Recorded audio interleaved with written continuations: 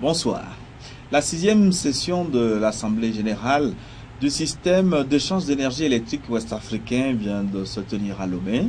Nous profitons de l'occasion pour discuter avec quelques acteurs clés des défis qui se posent au secteur de l'énergie dans notre sous-région.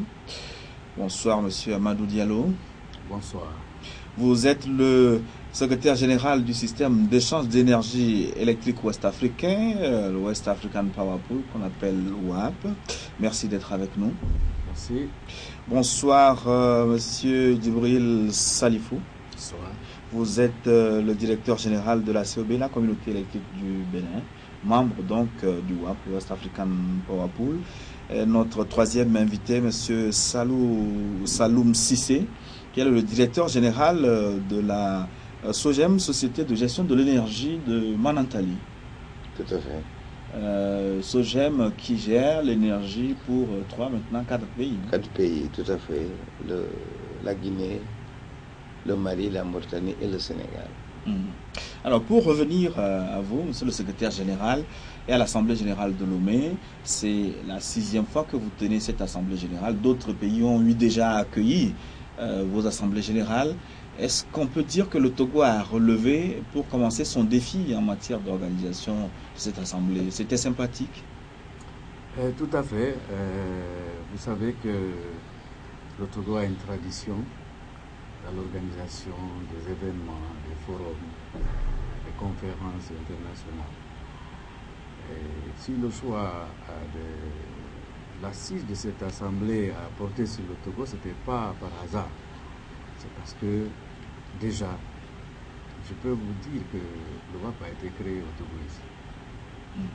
Lors du 22e sommet de la conférence des chefs d'État et de gouvernement de la CEDEAO, en 99. Tenu en 99 à Lomé ici. Et il y a eu beaucoup d'événements qui ont porté le WAP où il est et qui ont été organisés ici. Mais pour revenir à la 6e session de l'Assemblée générale du WAP organisée ici hier vendredi, je dirais que les échos que j'ai eus de la part des participants, c'est que nous sommes arrivés à un seuil très élevé et on plaît le sort de celui qui va organiser la prochaine assemblée. C'est vous dire déjà que c'est vraiment une réussite. Et personnellement, durant toute la semaine, je n'ai pas eu un seul participant qui est venu vers moi pour dire je n'ai pas été reçu à l'aéroport parce que c'était habituel. Les gens me disaient ça. Ah, j'ai pas eu de voiture, j'ai pas de chambre. Ça s'est pas passé cette fois-ci. Cette fois-ci, je suis resté à m'occuper de mes petits discours et voilà, et pas de la logistique. Alors c'était une réussite parfaite. D'accord. Cela dit, on va rapidement aborder la mission du WAP, le West African Power Pool. C'était créé, on l'a dit tout à l'heure, en 1999 par le 22e sommet de la conférence des chefs d'État et de gouvernement dans le but de résoudre la question du déficit en fourniture d'énergie électrique dans notre sous-région. Tout à fait. Vous savez que depuis 1980, les chefs d'État et de gouvernement de la CEDEAO ont compris qu'il fallait un programme énergétique communautaire pour régler les questions de l'énergie des États membres. La base de ça, c'est qu'il y a des pays qui sont dotés d'abondantes ressources énergétiques. Et leur dimension, leur marché national ne leur permet pas de mettre en œuvre ces ressources. Il y a d'autres qui n'en ont pas. Alors, dans leur sagesse, les chefs d'État et de gouvernement ont dit, écoutez, nous avons créé la CEDEAO, c'est pour l'intégration d'abord économique, ensuite sociale, politique, etc. Et si on veut faire l'intégration économique, il va falloir qu'on partage nos ressources. Il faut qu'on échange entre nous. D'où, par exemple, la libre circulation des biens et des personnes, le tarif extérieur commun, qui est aujourd'hui pratiqué par la CEDEAO et l'UEMOA. Donc, et bientôt peut-être les postes de contrôle juste à poser. Les postes de contrôle juste à poser qui sont déjà, il y a deux qui sont inaugurés, pour dire que ça marche aussi. Donc je dirais que la mission du WAP c'est de développer les sources de production d'énergie, réaliser des interconnexions, gérer les échanges, recueillir les informations pertinentes qui circulent dans le système interconnecté, les traiter, les disséminer pour que tous les acteurs puissent avoir les informations dont ils ont besoin pour soit produire, vendre ou transporter l'énergie ou alors acheter l'énergie pour leurs besoins propres.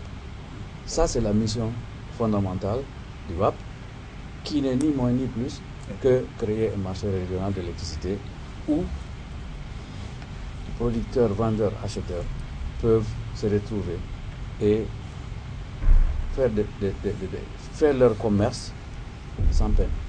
Avant de revenir à vous, monsieur le directeur général de la CEB, j'ai envie de dire que vous êtes un peu avant-gardiste de cette mission du WAP, dans la mesure où le Togo et le Bénin, avant cette création, avaient réfléchi mettre ensemble leur énergie pour le développement du secteur.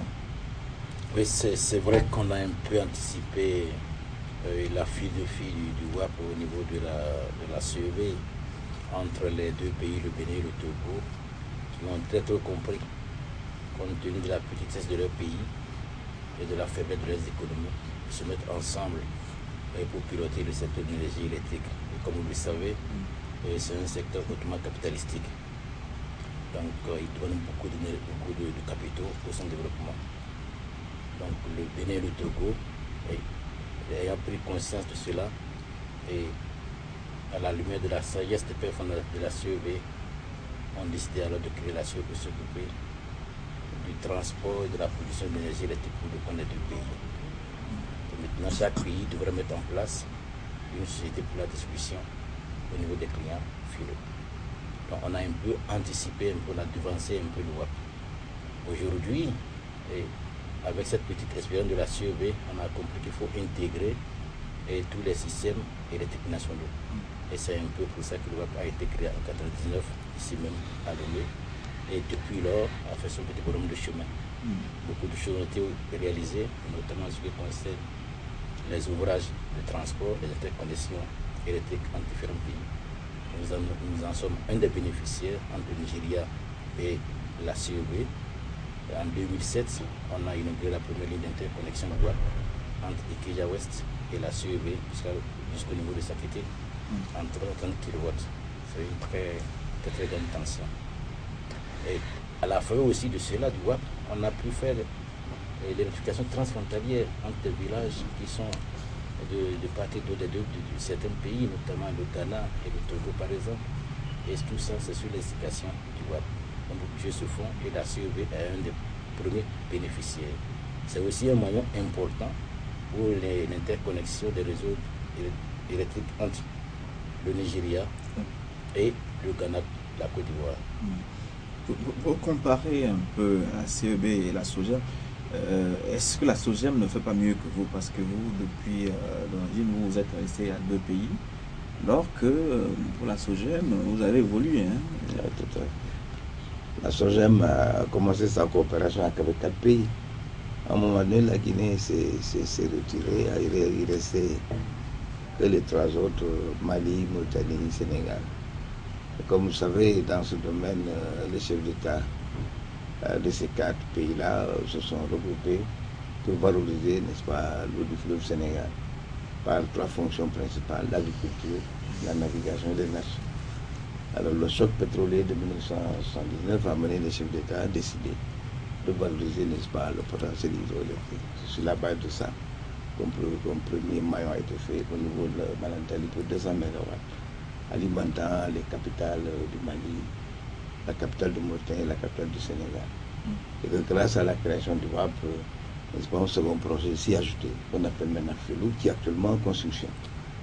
Alors, déjà, comme vous pouvez le voir, 3 capitales sont interconnectées aujourd'hui, n'est-ce pas, la CEB, on vous a dit, il y a le Nigeria, le Bénin et le Togo qui sont alimentés.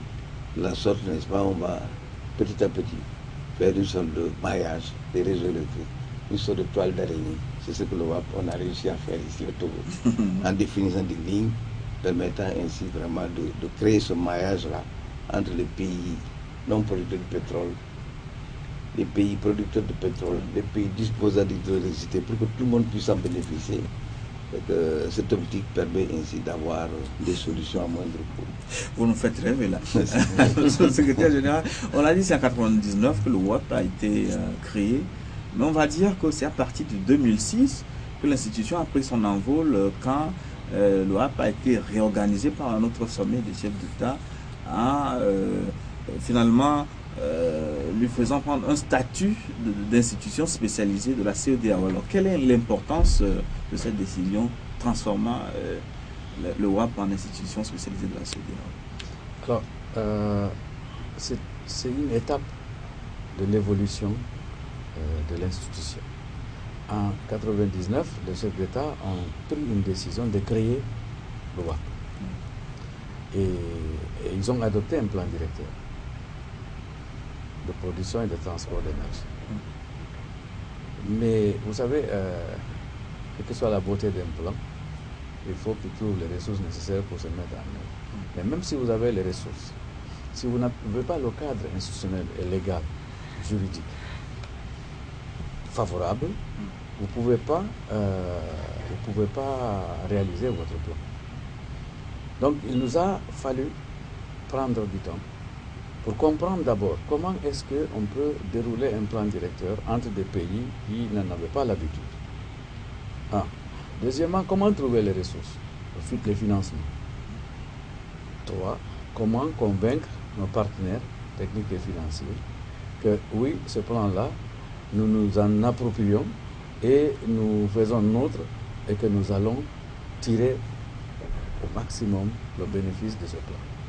Alors, ça nous a pris jusqu'en 2004, où on a révisé le premier plan directeur parce qu'on s'est rendu compte qu'il y a beaucoup d'éléments qui n'avaient pas été pris en compte en 1999.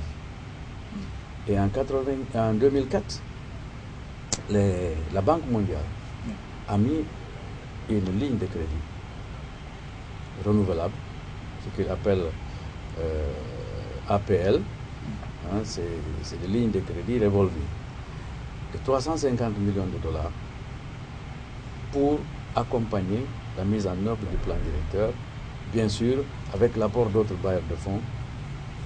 Le financement était pratiquement plus intéressant que seulement les 350 millions. Alors, lorsqu'on a mis en place ces lignes de crédit, on a dit alors maintenant comment on va réaliser? Il fallait une institution, il fallait une structure responsable, capable de coordonner toutes ces actions avec les États.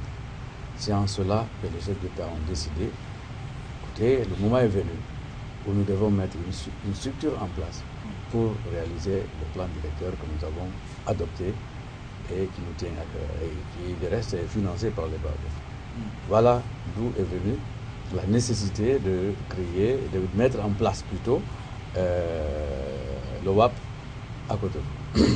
Alors, si je comprends bien, avec les WAP et ces sociétés, ces entreprises qui tentent de résoudre la question de l'énergie entre plusieurs pays, il serait plus intéressant, en tout cas pas très rentable pour un pays de produire seul de l'électricité. Alors, comment comprendre, par exemple, que le Togo ait pu supporter seul la construction de sa centrale thermique?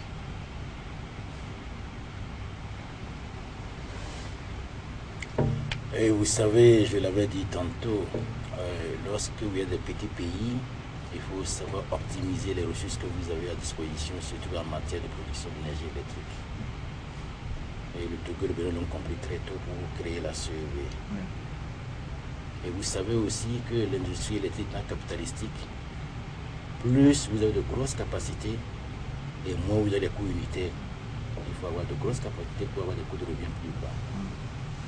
Or, certains pays à l'est et à l'ouest de la CEV, notamment le Ghana et le Nigeria, sont de grands pays qui ont beaucoup d'unités de production électrique.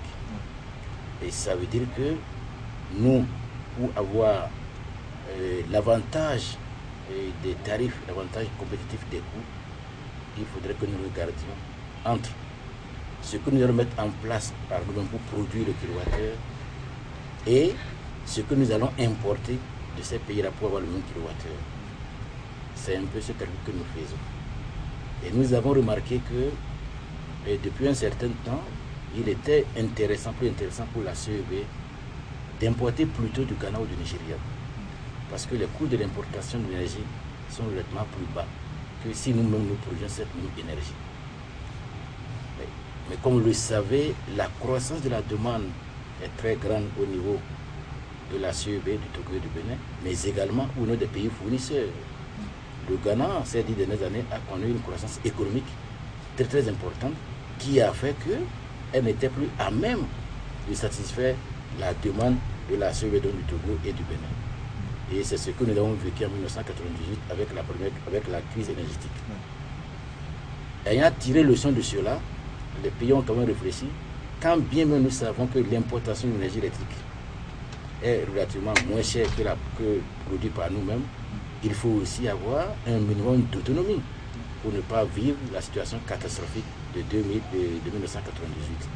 C'est ainsi que les pays en 1998 ont paré au plus pressé pour construire 2 centrales thermiques.